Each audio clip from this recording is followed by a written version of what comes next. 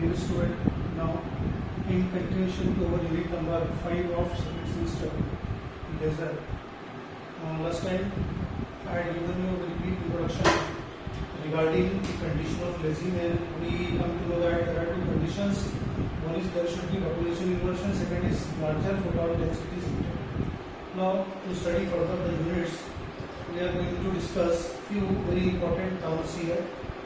यहाँ से हम जो लेजर आपको पढ़ाएंगे इन टर्म्स के अंदर नहीं पढ़ेंगे, ये करेक्ट टेक्निकल टर्म्स है जिसमें हमको लेजर को आगे पढ़ना है.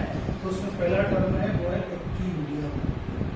एक्टिव मीडियम उस मीडियम को बोलते हैं, उस मटेरियल को बोलते हैं जिसमें से लेजर इनिशिएट किया जाता है. Medium within which the laser light is initiated is called as active medium. Examples में हम आपको सिर्फ दो टाइप के लेजर्स यहाँ पे बताने वाले हैं. एक है रूबी लेजर और दूसरा है हीलियम नियॉन लेजर, जो हमको आगे जाके पर डिटेल में पढ़ना है. तो यहाँ पे जो भी एग्जाम्पल्स हम लेंगे इन सारे टर्म्स की इन दो लेजर्स के ही लिए लेंगे. तो एक्टिव मीडियम का मीनिंग क्या होता है और एक्टिव सेंटर का मीनिंग क्या होता है एग्जाम्पल से आपको हम समझाएंगे. Active medium is the material through which laser is initiated. For example ruby ये सॉलिड स्टेट लेजर है. इसमें रूबी मटेरियल यूज किया जाता है जो एल्युमिनियम ट्राइऑक्साइड और क्रोमियम 3+ आयन का एक मिक्सचर रहता है. रूबी जो क्रिस्टल रहती है बेसिकली नेचुरल जेम है, हमको जो मिलता है वो कॉस्टली रहता है. इसमें एल्युमिनियम ट्राइऑक्साइड और क्रोमियम 3+ आयन का एक वो रहता है, मिक्सचर रहता है.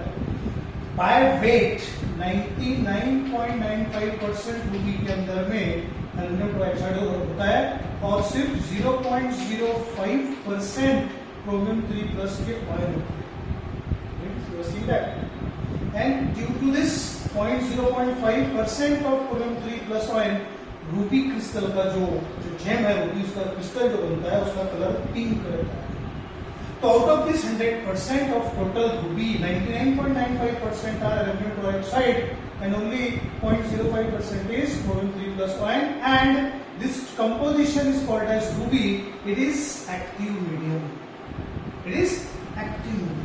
Similarly, हीलियम नियॉन गैस के अंदर में एक मिक्सचर लिया जाता है हीलियम गैस का और नियॉन गैस का, जिसमें जो रेशो रहता है उसमें 10 हीलियम के अंदर में एक नियॉन के एटम दिए जाते हैं. ये मिक्स्ड गैस एक ट्यूब के अंदर में, बहुत नैरो ट्यूब के अंदर में फिल की जाती है. उस ट्यूब के अंदर में इन दो गैसों का, दो मिनट गैस है, इनका मिक्सचर, इसे कहेंगे एक्टिव मीडियम. इससे ही, इस गैस के मिक्सचर से ही लेजर बाहर में निकलता है. So the material through which laser is initiated is called as active. Now next definition is active centre.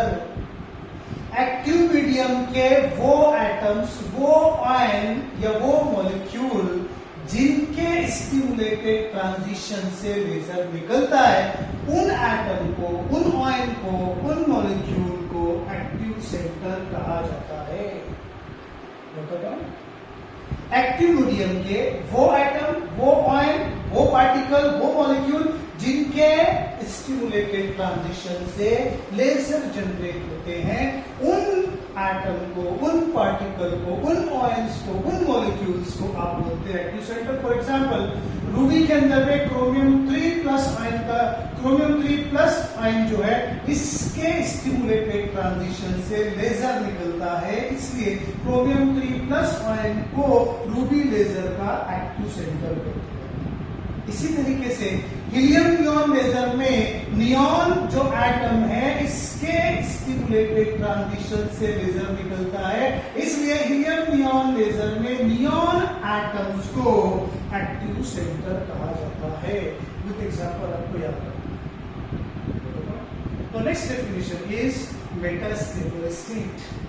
In our earlier discussions, I have told you regarding two states. One state is E1, which is ground state, and second state is E2, which is excited state. This I have taken, right? Now, इन दो जो दो यहाँ पर आपको energy states मिल रहे हैं, एक है ground state the most stable state, और सेकंड एक्साइटेड स्टेट ये बहुत ही अनस्टेबल है। यहाँ पर एक्साइटेड एटम के रहने का life time of the order of 10 to the power -8 to 10 to the power -9 seconds का बहुत कम लाइफ टाइम है, इसलिए इसे कहा गया excited state.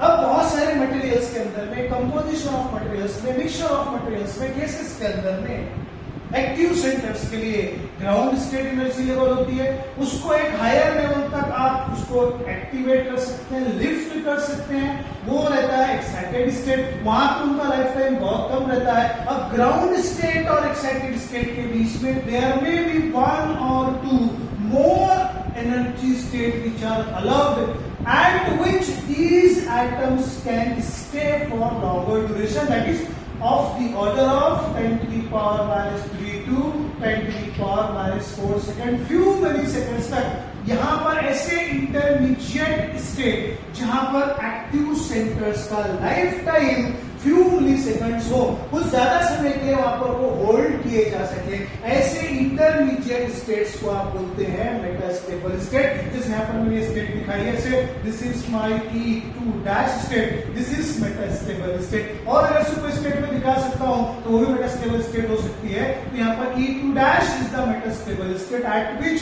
The active centre can be hold for few milliseconds. तो उसका डिफिनेशन आप लिखेंगे, एक्साइटेड स्टेट और ग्राउंड स्टेट के बीच में ऐसी इंटरमीडिएट स्टेट जहां पर एक्टिव सेंटर का लाइफ टाइम थोड़ा सा ज्यादा हो, फ्यू मिलीसेकंड्स के अंदर में हो, जहां पर एक्टिव सेंटर को रोक सके और वहां से कंट्रोल तरीके से उनका स्टिमुलेटेड ट्रांजिशन करवा सके, इनिशिएट करवा सके, उन इंटरमीडिएट स्टेट को कहा जाता है मेटास्टेबल स्टेट।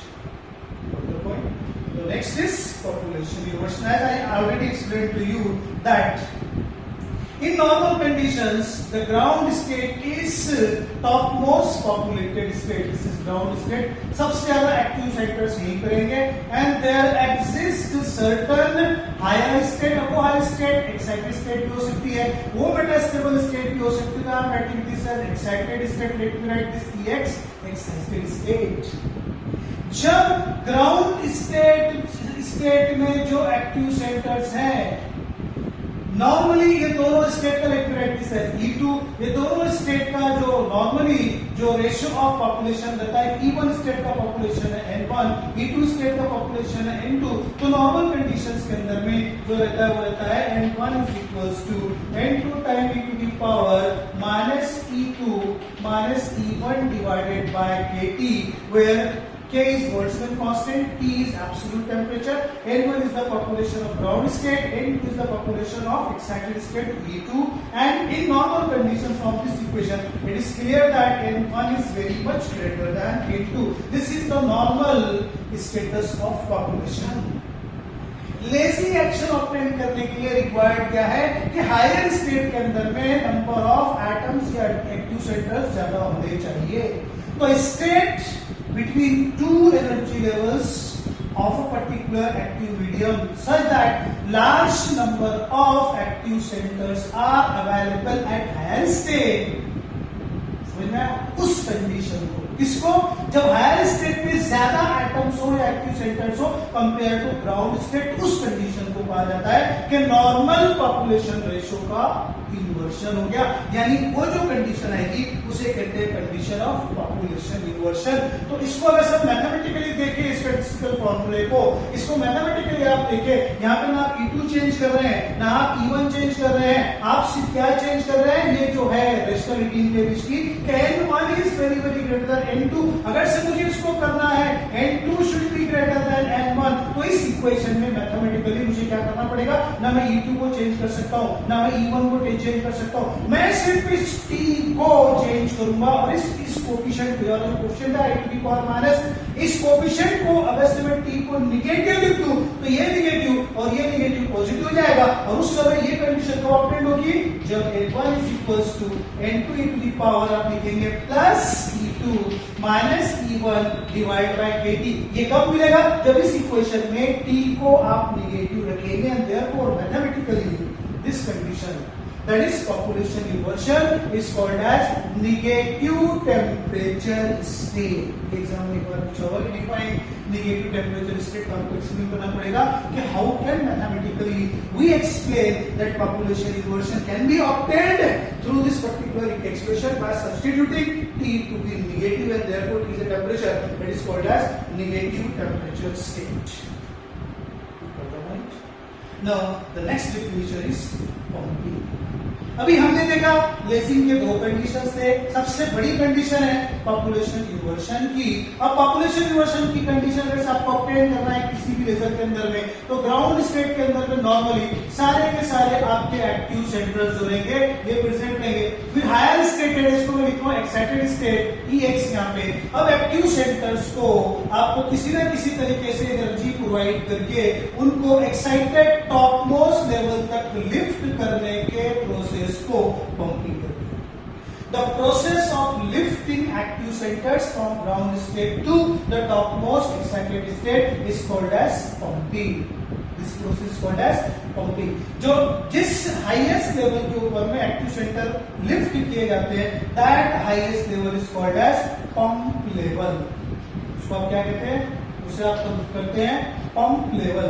अगर से इन एक्टिव सेंटर्स को पंप करने के लिए आपने में से फोटोन यूज किया है, तो आप इसे कहेंगे, ये जो फोटोन आप यूज करेंगे उसकी एनर्जी रहेगी hν, उसका फ्रीक्वेंसी रहेगा न्यू। तो यहाँ पर आप बोलेंगे कि कितने पंप फ्रीक्वेंसी का आपने पंपिंग यूज किया, कितने फ्रीक्वेंसी का पंप आपने यूज किया है, कब बोलेंगे आप? जब आप यहाँ पर फोटोन को यूज करेंगे as a pump agent.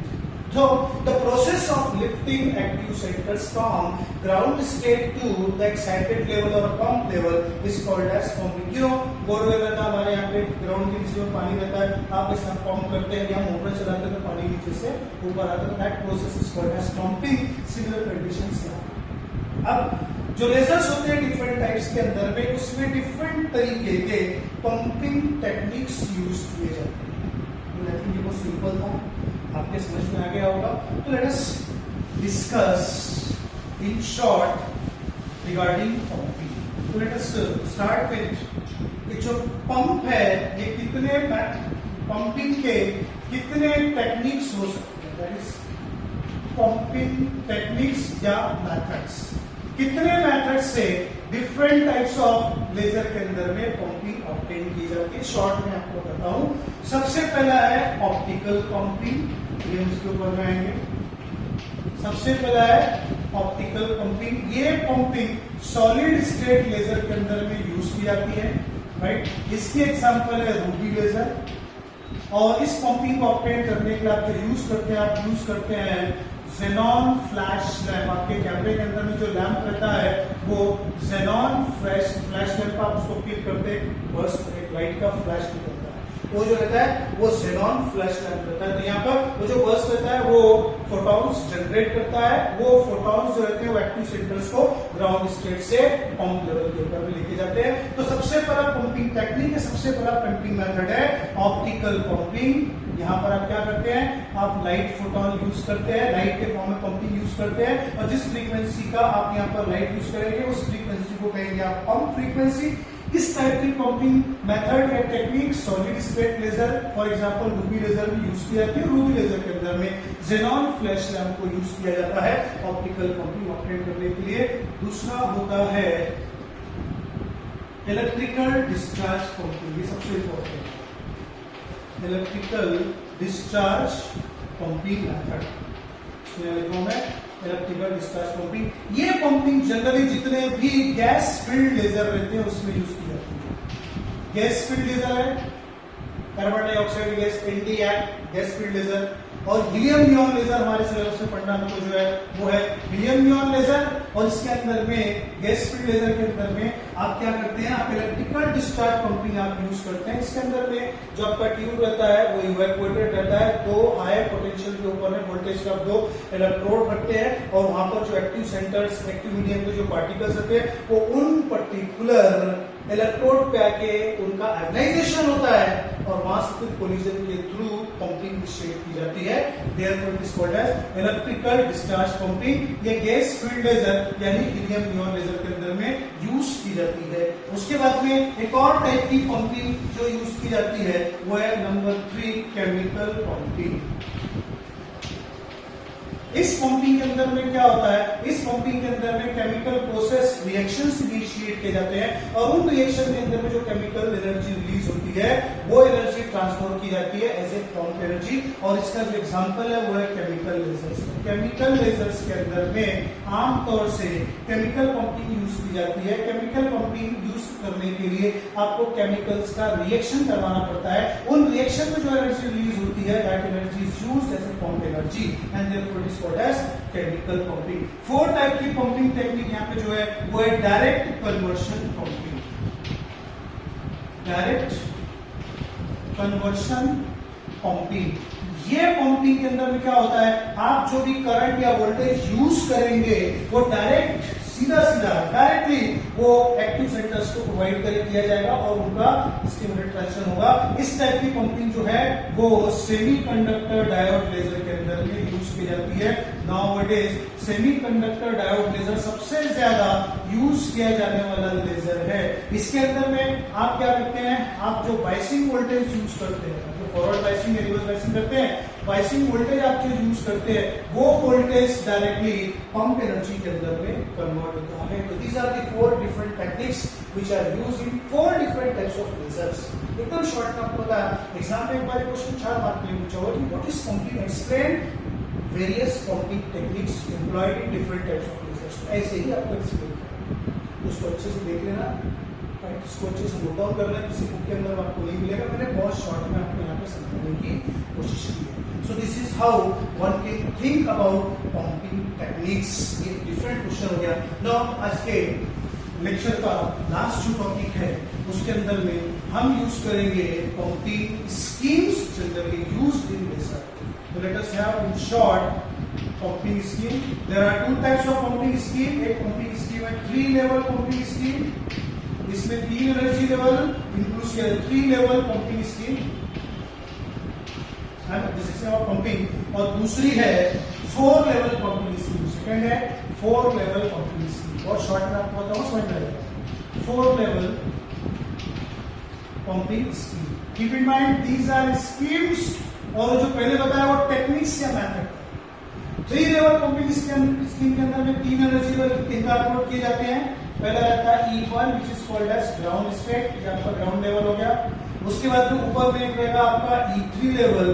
This E3 level is called as excited level या पंप लेवल बोलेंगे इसको। एक्साइटेड लेवल या इसको बोलेंगे पंप लेवल। मैंने आपको बताया this is called as pump level. उसके बाद में यहाँ पे रहेगा intermediate energy E2 which is metastable state। It is a metastable state। आपके जो एक्टिव सेंटर्स रहेंगे वो सारे के सारे इनिशियली कहाँ पे रहेंगे, वो ग्राउंड लेवल के ऊपर रहेंगे। आप यहाँ पर सूटेबल पंप यूज करेंगे और यहाँ पर एब्जॉर्प्शन होगा, पंप आप यूज करेंगे। यहाँ पे आपको पंप फ्रीक्वेंसी यूज करेंगे होगी H0 is equals to E3 minus E1। ये पंप एनर्जी आप यूज करेंगे। ये पंप एनर्जी यूज करने के बाद में एक्टिव सेंटर्स को आप ग्राउंड स्टेट से एक्साइटेड स्टेट के ऊपर में लिफ्ट करेंगे। यहाँ पे इनका लाइफ टाइम बहुत कम रहता है। यहाँ से ये डाउनवर्ड नॉन रेडिएटिंग ट्रांजिशन करेंगे। एक तिरछा एरो दिखा रहा हूँ, ये ऐसा है, यहाँ से लाइट भी निकलेगी, थोड़ा सा हीट या इलेक्ट्रोमैग्नेटिक रेडिएशन जनरेट करेंगे। यहाँ पे जो एनर्जी का डिफरेंस आएगा E3 minus E2 is very less और नेग्लिजिबल रहता है। और यहाँ से डाउनवर्ड ट्रांजिशन करने के बाद में जो एक्टिव सेंटर्स रहेंगे वो E2 मेटास्टेबल स्टेट के ऊपर में आके एक्यूमुलेट होंगे। जब more than 50% excited, more than 50% ground state atoms are lifted to E3 and accumulates at E2 metastable state, then we say population inversion is achieved।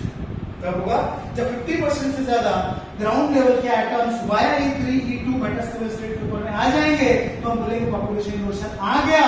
अब उसके बाद में एक स्टिमुलस आप यहाँ पे प्रोड्यूस करेंगे, that stimulus will be of energy E2 minus E1। ये स्टिमुलस क्या करेगा, यहाँ से एक का ट्रांजिशन करेगा, फिर एक 2 का करेंगे, 2 4 का करेंगे, 4 8 का करेंगे, विद इन अ सेकंड यहाँ से मैक्सिमम ट्रांजिशन होगा और यहाँ से लेजर बीम आपकी इनिशिएट होगी। बाद में उसको कैसे आप कंट्रोल करेंगे ये आगे के टॉपिक्स में पढ़ेंगे। तो इस ठीक एरो से दिखाया गया यह है लेजिंग ट्रांजिशन और यहाँ से आपको मिलेगा लेजर आउटपुट, भी आपका है लेजर आउटपुट, राइट।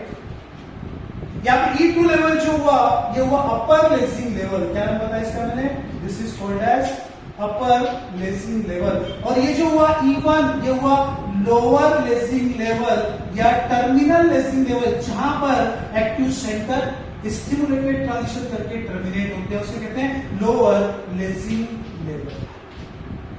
सिंस इस स्कीम में E1 E2 E3 तीन एनर्जी स्टेट इनकॉर्पोरेटेड है, इसलिए इसे कहते हैं थ्री लेवल पंपिंग स्कीम। इसका एडवांटेज सिर्फ एक ही है, तो यहाँ पर आपको लोअर एनर्जी का पंप लगाना पड़ेगा। इसका डिसएडवांटेज क्या है, ध्यान से सुनिए। इसका डिसएडवांटेज क्या है, ध्यान से सुनिए, एग्जाम में पूछा जाता है।